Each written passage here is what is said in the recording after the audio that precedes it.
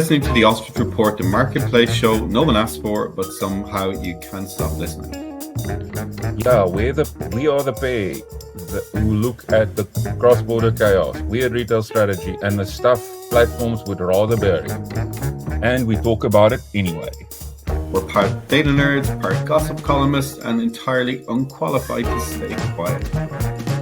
If it's got an acronym, an IPO dream, or a billion-dollar valuation built on vibes, we've probably got opinions. Well, Hendrik definitely will. So buckle up, we're going global, getting nerdy, and maybe ruffling some feathers along the way. This is the Ostrich Report.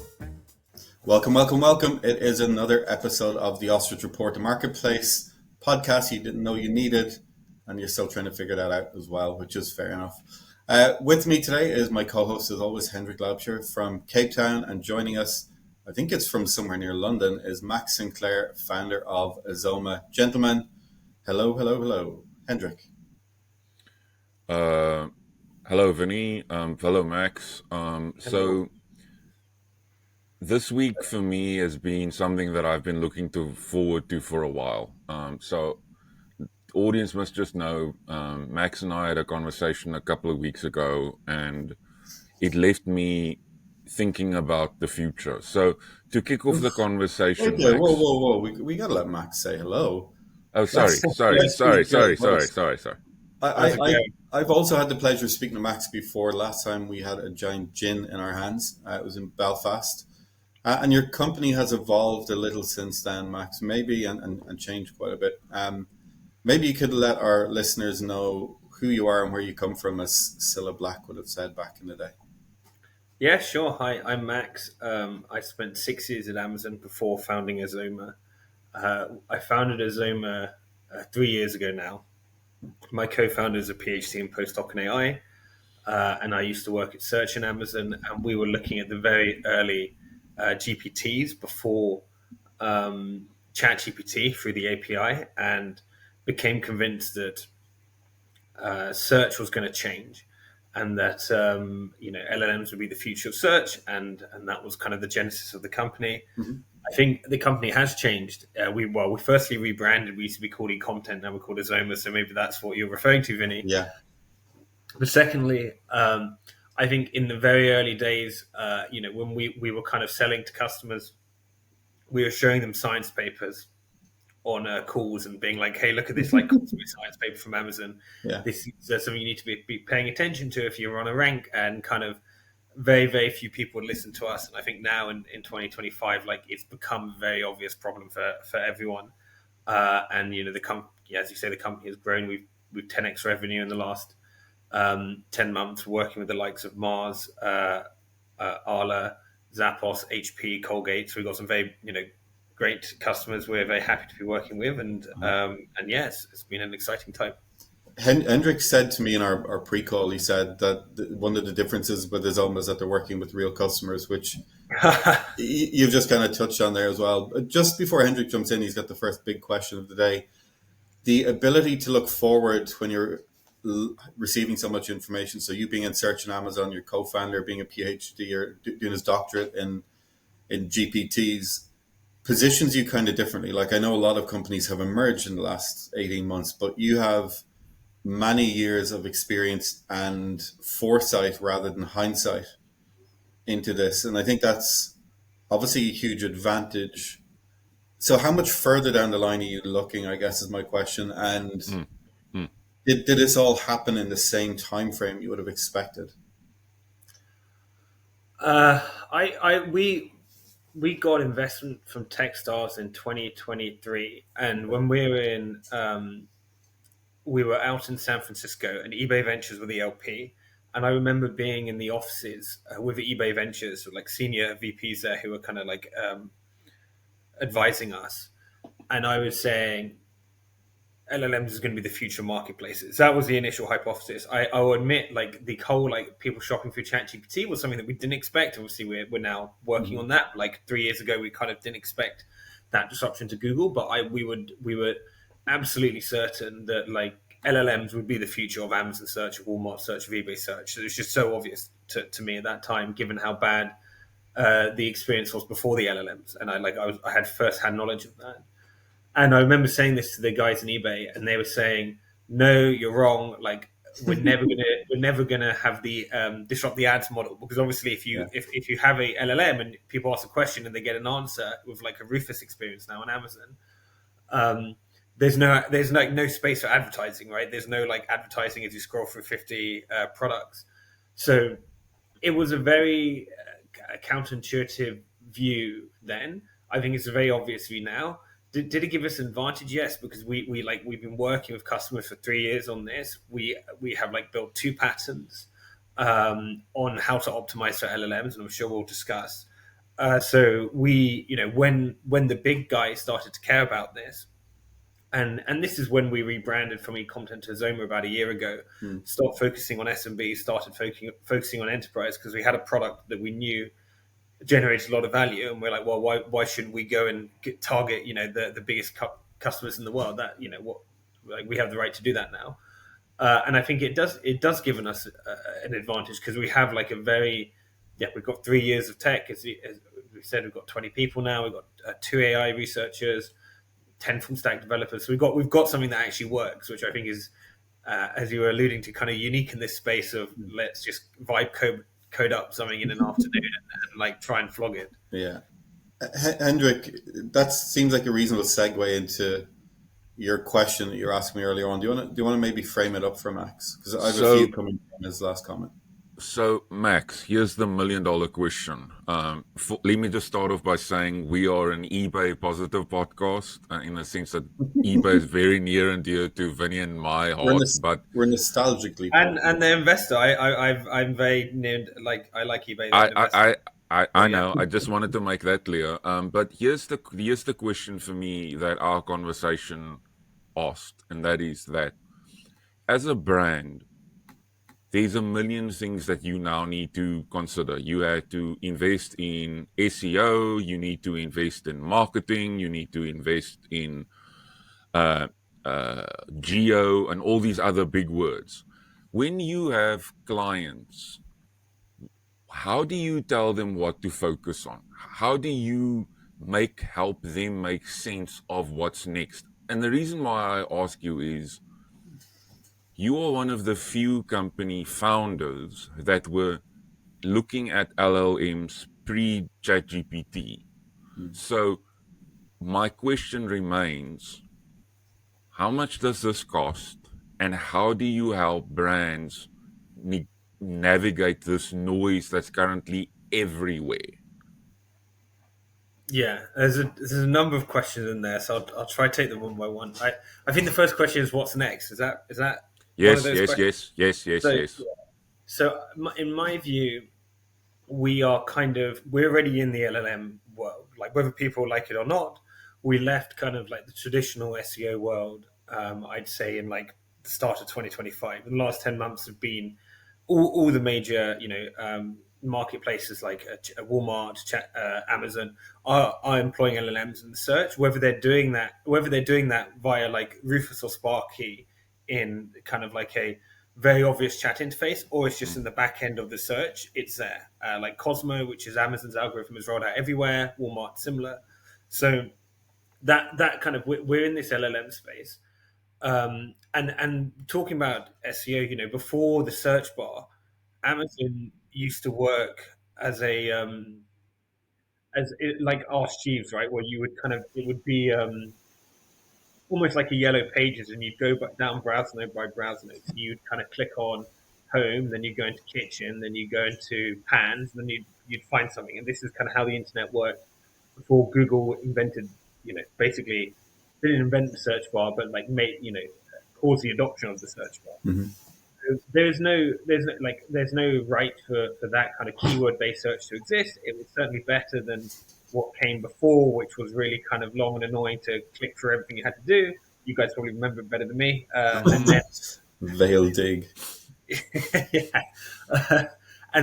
But there's no guarantee that that's the future. And obviously, it's not the future. The future is conversational AI, and that's where we are today. And I'm looking at your nice microphone, Hendrik. I bought one yesterday, and I use Rufus because you're trying to describe the situation, which is I have a desk here with a drawer, so I can't have a clip on. And like, if you put in like microphone arm into Amazon, it's just hundreds of microphones arms, all looking the same. And you say to Rufus, "Hey, I'm looking for a microphone arm. I need a clamp that will like is big enough to have a desk to fit a desk drawer or to go on the leg of a desk." And it understands it brilliantly, and it gives you, here's your three options. I go, thank you very much. Like, you've just saved me scrolling through, hundreds of similar products, which are it's hard to see which makes sense. Next, I think we're going to have the browser chat. Atlas just launched from ChatGPT, Perplexity, Comet.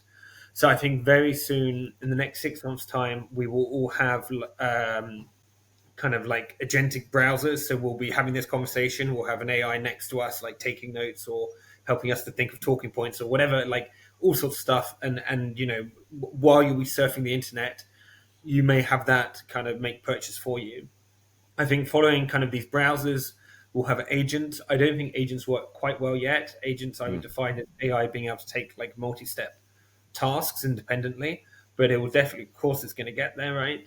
And then you'd say, hey, well, I don't know if you need to talk to it. It'd be on your, it'd be like on your phone or whatever.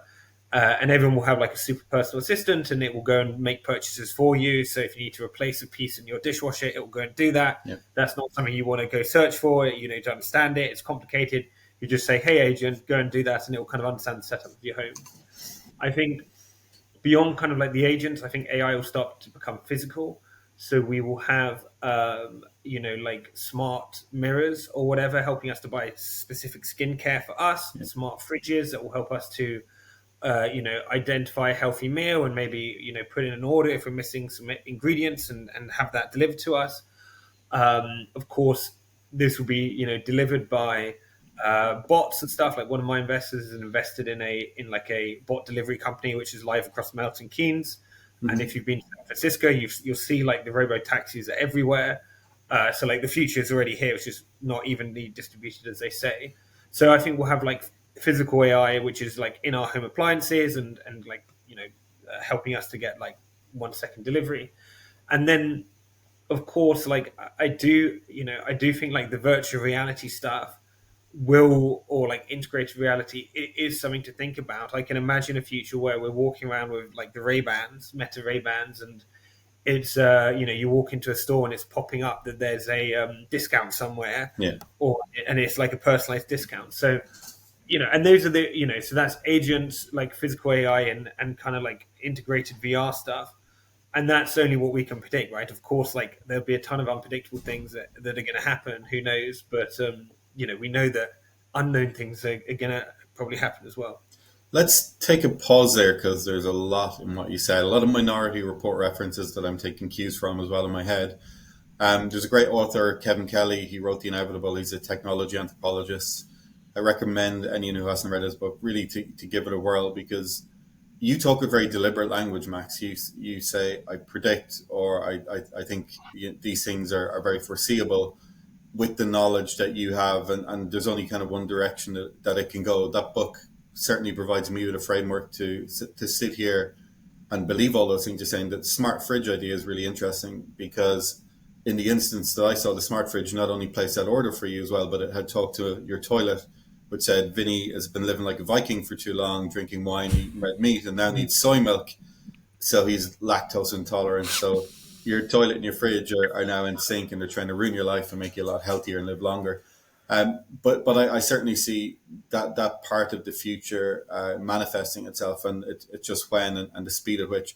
You mentioned early on in this discussion that you've got 2 patents pending, and we've got 2 patents approved. One is approved. I think one is pending. But yeah, my CTO is more in the details of that. But yeah, one is definitely approved. I'd love to hear a little bit about it, because in a space where there's so much homogeneity and off-the-shelf purchasing and stuff, I think that's going to be interesting. And then the second part, maybe it feeds into this, but you said that Google search bar caused adoption. There's something about the way that ChatGPT has rolled out globally, every update all at once, nearly everywhere in the world. I think that has helped that adoption curve as well, and it's something they've done better than competitors. how is discovery, and I believe it will. Discovery will surpass search as our default method. It's probably happening right now. You maybe see that already. But that's a two-parter. So one, maybe talk us through the patents that you have, and Yeah. are you helping feed into that causation? So the patents we have, I think there's now a lot of software platforms which basically use our patented technology, and I'm not going to name names, but I think it is, it's going to be very interesting in the future when we see mergers and IPOs in this like GEO space. Yeah. Because we were literally one of the first companies to do this. We patented the technology, and what we have specifically is we will ping the AI engines hundreds of thousands of times. We collect the response data. From that response data, we see how the AI engines are scraping the internet in terms of web traffic and the response data, and we use that to build a predictive model to understand how people are actually talking to these AI engines. So we're basically simulating user behavior, and we can do this on like specific topics and personas of how people are like conversing with AI engines, and therefore what is a brand's visibility in AI for like certain personas and etc. So that technology of like sending hundreds of thousands of prompts, millions of prompts through the ChatGPT in the front end to like build that predictive model is something we've patented. And yeah, like there's many AEO GEO companies now, which I mean, again, obviously I'm not technical and I haven't gone through the details of what they're doing, but like on the face of it, look like they're basically doing our patented technology. And I look forward to a kind of, you know, seeing what we can do when like whoever survives this and whichever companies come out of it, when they start to exit and IPO and all of that stuff. It seems like your 20 could become 40 with a group of lawyers Yeah. sitting in behind you. There's a few things there. So you can persona match on existing data. Is that what you're saying? So we like the first patent is helping people to understand how AI engines are talking about their brand. So if you're Yeah. Mars or Colgate or Arla, any of our customers, right, we help you to basically understand what share of voice does Colgate toothpaste have versus all the competitors, Mhm. and track that over time. The way we do that is basically by collecting data from OpenAI, but we're not just collecting data of like random prompts. We're not just kind of saying like, hey, like we're simulating how people are actually talking to the engines based on how AI is like tracking the internet, where they're sourcing the information from, and what the responses are. Like So, so that like the bot so traffic of I these saw an AI engines. example. Sorry, I didn't mean to jump in. I Yeah. was at a conference a couple of weeks ago, and the presenting data was showing where, say, Anthropic pulls the majority of the responses from. I think it was like 40% Reddit and 16% YouTube and so on. That's the kind of mix that you're talking about there, right? So we show that to customers. We call that citations. So we show them what are the most important citations for their brand. Yeah. What I'm specifically talking about is like their crawler traffic. Their Okay. like how the AI engines are crawling the internet.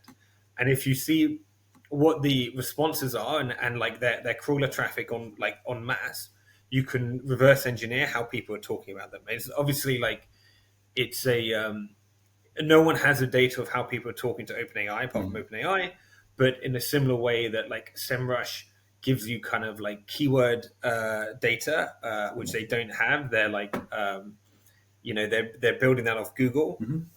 and kind of extrapolating. We kind of years ago now like tried to build that for an LLM, and that's like something that we patented. And if I take that then and kind of go back to Hendrik's original four-part question monologue that he gave us, it's to say who's making use of it. You moved into enterprise space Yeah. with very deliberate purpose. The sorts of things you talk about feel like they're shopper insight led. Who's the buyer of your product? Yeah, so I mean, normally it's a central team. So there'll be like a center of excellence. Sometimes there's like specific like search teams. So like we're very lucky with Mars to be working with like the head of search or director of search. Some like lead in like specifically for search. Mm-hmm. Otherwise, it's e-commerce, like a center of excellence team for e-commerce, like a transformation team. So normally, like our cycles work that you know I'm hiring our first like go to market person who will start in 2 weeks. Okay. But so far, we've not really done any outbound at all. It's all been, as you know, like I've been talking about this stuff for years. We'd like have do stuff on LinkedIn. We have podcasts like these, and kind of like we generate a lot of inbound from all of that stuff. Normally from that type of folk, but they don't own the P&L for rollout. So when we've signed like a handful of annual deals now, which are 6-figure annual deals. When we do that, it's coming from the brand teams, right? It's coming off the brand P&L, and therefore we either have to like prove that we're adding revenue during these pilots, or that we're like reducing costs by the content generation. Like using these insights to generate content, which like not only adds revenue, which is obviously the goal, but also like it's a lot. Given that you were previously doing this maybe offshore with an agency or whatever, like we've just automated and reduce your costs like 100x or whatever it is, right? To just AI generate product listings and this kind of stuff. So so it's the kind of brand teams who will we also need to build a relationship with, and we work very hard to build a relationship with as well. But normally the like initial pilot is like a central person. Hendrik, you must be surprised by that, that's the key answer to the question you asked up top.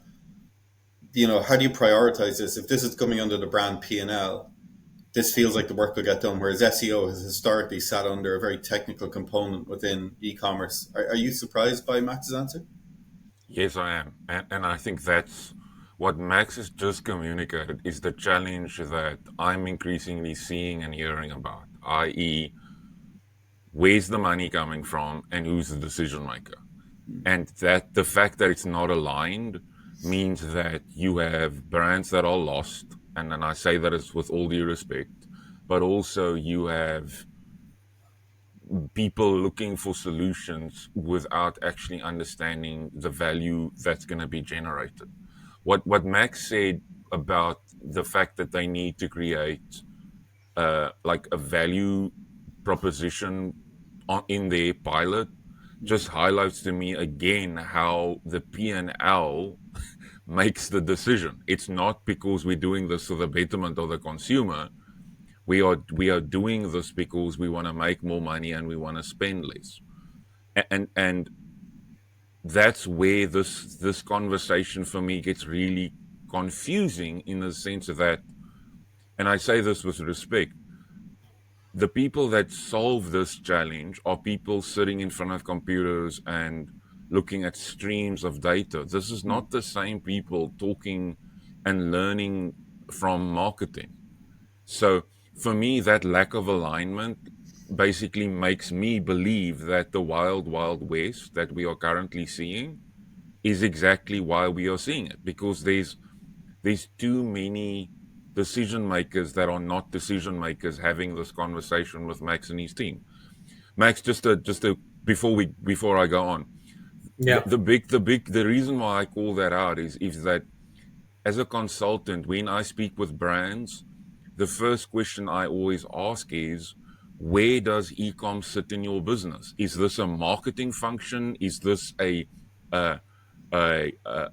operations? Where does that? Because as soon as you know that, then you understand, okay, how the business forms. And the fact remains is that, and Vinny, the point that I was going to make in my long-winded way is that the brands are not made, they're not designed to do this in a manner in which it makes sense, because you have millions of people that you have 3 or 4 people that hold the budget strings, but the people that are required to show growth and get the money so that Max can speak to the CFO or whoever, they're not aligned. Max, just before I forget this, when you were talking about the future, one thing struck me is that you mentioned browsers. I'm asking for a friend. Everything that you are mentioning is on a computer. Why are we not seeing these browsers being able to be browsed via a mobile device yet? What's the challenge? Yeah, I when I talked about agents, and like like Tim Cook in an internal all hands at Apple kind of said, we're never the first, but we're always the best, or something to that effect. Talking about AI, and I think there will be an agent on the phone where you can just take action for you. And as we discussed, like I think we're going to start to see, Meta Ray Bans. They've just released a new version where you have you can have text across one eye. I'm definitely going to purchase it, and they can let you guys know how it goes. But I think we will see kind of AI across different devices. I just think the agents are not good enough yet to take action, and that's just a reality. Which is they can't take a chain of action well. They can do one task very well. If you ask it to write a blog or email, whatever, it's going to do it really well, or summarize this or whatever. Like, it's going to do one task well, but I don't think AI is good enough yet from what we've seen to take chains of actions independently. Like, for example, book my flights and my hotel to South Africa or whatever in 2 weeks. Like it just can't do multi-step problems where there's but it will definitely get there. Like, it doesn't take a stretch of imagination from where we are now to say, like, we will all be booking via ChatGPT and Booking.com.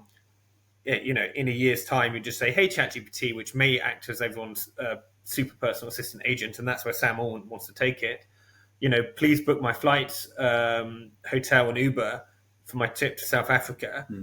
Make it as cheap as possible, but I want to have a gym in my hotel, and it will just go and do everything. So, like, we'll definitely get there. I just don't think the technology is ready yet. With respect to the previous conversation, the conflict that Hendrik describes, I think, brings up an interesting point.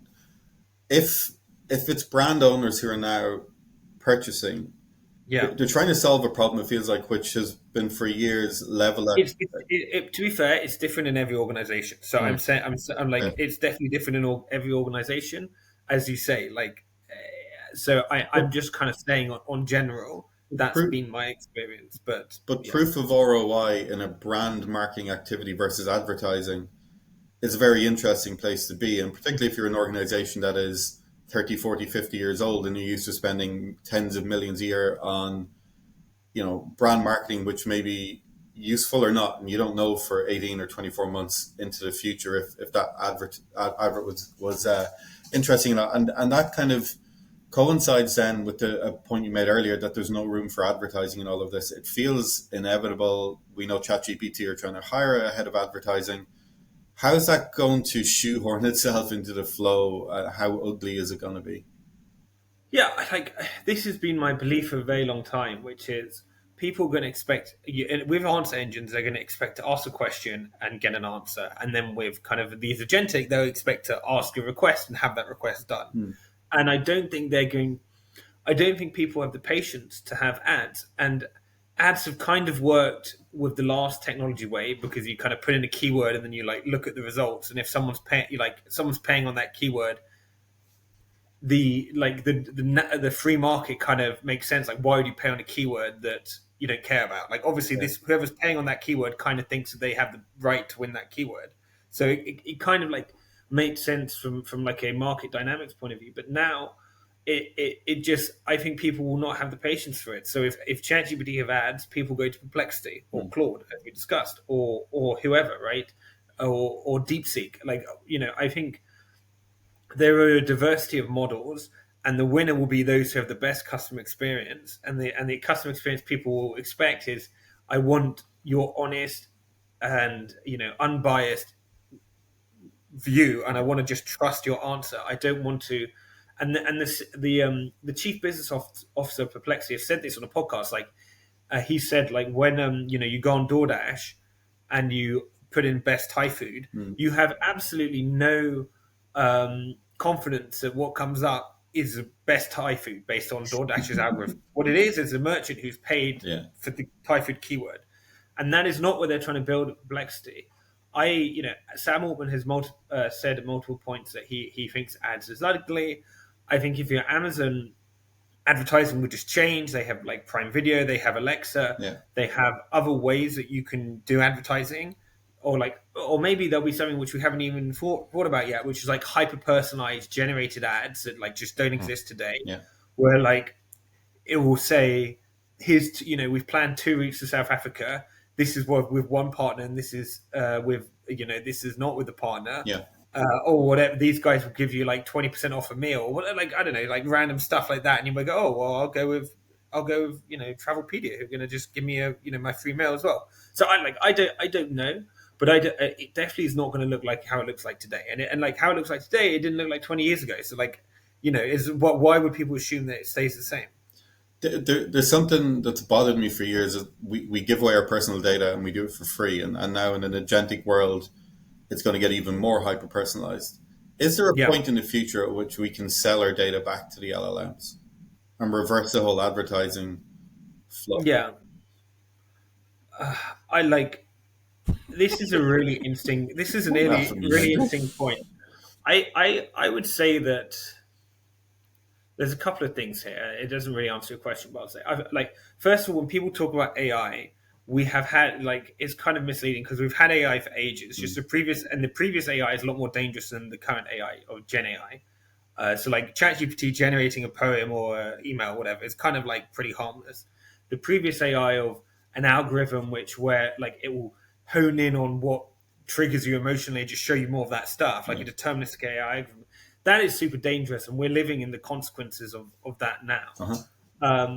On the personal data question, I kind of feel like that those kind of algorithms are dangerous, and I would love, or just a side point, I think there should be the ability to reset your algorithm, so you could say, actually, you know what, I've had enough of this rage baiting stuff I'm seeing. Just clean my algorithm, start me again with new stuff. So I think that should be a point there. On the data side, I think it's kind of a fair trade, in my opinion, where Google says we're going to give you this amazing platform for free, but in return, we're going to see your data on aggregate and it's going to help us with advertising. I don't think that's a problem. I think it's the former thing I discussed, which is more of the problem. And then on the personal data front, I think there's very little. I think there's little risk of Nike trying to sell you better shoes, or I don't know, Spotify trying to get find you a new artist that you really like. I think that's kind of fine. Folk I think indie, no. Sorry, folk indie, no. I think it's the government is when the problem is. I don't think government should, and I never post political stuff on LinkedIn, but I did against the digital IDs. I think what we need to be really, really careful here is government centralizing all this data and basically saying, oh, this person when they were 15 got drunk and had a warning of the police, and therefore we're going to refuse them for university admission, or we're going to deprioritize them on that. There's that's where I worry of kind of the government holding loads and loads of data on us and just making kind of decisions that we don't agree with, using health and school and driving, or just combining all that data. But I think on private, as long as we can opt out of our algorithms for private companies to try and sell us better holidays, I think that's kind of it's kind of benign. I love that you have ethical and moral compasses here, Max, because sometimes you get into conversations like this and it's all just about the sale or the experience, but you've obviously thought quite deeply about this, even being able to frame the discussion as being around the dangers of advertising versus kind of the experience side of it. And it gives me hope as someone on the other side of it with 3 young boys, hoping that the world becomes a little bit better for them. And the digital ID thing, I agree with you on, to be honest with you. I think there is a lot of overreach in there, but I also feel that governments probably now are in a position where they have such a lack of power and ability to speak to huge parts of the population in ways that previously they were able to now, and tech companies have far more impact in terms of the belief structures that people have. So I think there's this fine line, and I'm not into but I think that all comes down, in my view, of we've had a really dangerous AI algorithm, which is basically you can't opt out of. Yeah. So if I was Prime Minister, I would say the law in the UK is that basically Facebook, Twitter, TikTok, all of you guys, you have to have a reset button. You have to let people change their own algorithms and give people the ability to say, I'm done seeing this. Give me more fitness and health or cats or whatever, right? Like I think that is where that is where to me government should come in, and I think the yeah, like I don't think it's. I think the big risk is what we're going to probably see now, which is like collating lots of data on this. I mean, this is what happens in China. Like, I don't want to Yeah. be one of those alarmist people being like the UK is going down the China route, Yeah.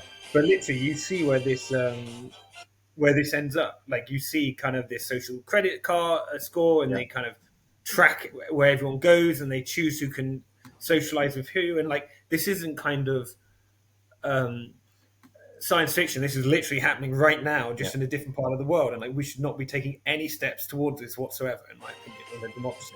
I didn't have Hendrik having disco music as a ringtone on my bingo card today. It's come at the most inappropriate time. You're saying something really important there. I'm going to have to take him out of the soundtrack, which I think I can, which is okay. But no, look, you raise really valid points, and I think as part of product discussions and industry discussions, these are the sort of things that we have to have periodically to make sure that we're talking about the right things. Daniel Hume, he's head of AI at WPP, gave this great discussion a number of weeks ago, and he posed a couple of questions. One was around what if the cost of everything went to zero because of AI? Like, how do we exist in that world, and how would you want to behave? But it was just the fact that he was able to pose questions like that we need to build towards and kind of think through what he ended on saying. I'm sure this wasn't part of his sponsorship gig at an e-commerce event, but he left it by saying that commerce is one of those bastions where he feels that some of these ethical concerns could be played out, and we have ways to manage those experiences and cultivate them and use regulation in a way that you've described, like a simple thing like a reset button or an opt-out. I think we just need to educate the users better on what these sorts of options are for them, and then for the next wave of designers and founders that they have these embedded philosophies as well. Look, guys, we're coming close on time. Max, you've been really kind and given us loads of our time.